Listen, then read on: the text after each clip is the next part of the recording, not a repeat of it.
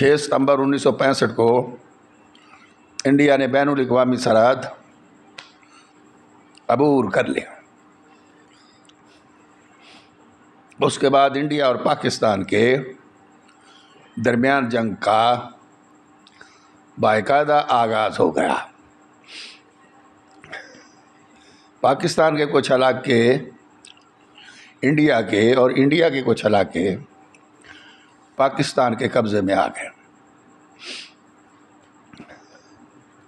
11 ستمبر 1965 کو سیکرٹری دفاع نذیر احمد نے جنرل ایوب کو بتایا کہ بعض ممالک نے پاکستان کو اسلحے دینے سے انکار کر دیا۔ 15 ستمبر کو امریکی صدر جانسن سے امن کی درخواست کی۔ اسی دن انڈیا نے بھی سلامتی کونسل میں بیان دیا کہ ہم جنگ بند کرنے کے لیے تیار ہیں، مگر جنگ جاری رہی۔ 17 ستمبر کو عوامی جمہوریہ چین نے ایک بیان جاری کیا جس میں انڈیا سے کہا گیا کہ وہ مسئلہ کشمیر کو کشمیری عوام کی خواہشات کے مطابق حل کرے۔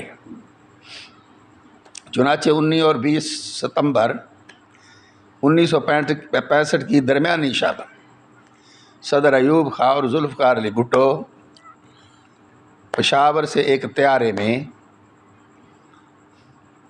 بیجنگ پہنچے اور اگلی شب واپس آ گئے۔ چون لائی سے جنگ کی صورتحال پر تبصرہ کیا، مگر چون لائی بضد تھے کہ لمبی جنگ لڑی جائے تا وقت کہ مسئلہ کشمیر حل ہو۔ مگر واپسی پر امریکہ کے صدر جانسن کی بات سنتے ہوئے تاشقند گئے اور میدان میں جیتی ہوئی جنگ تاشقند میں میز پر ہار دی۔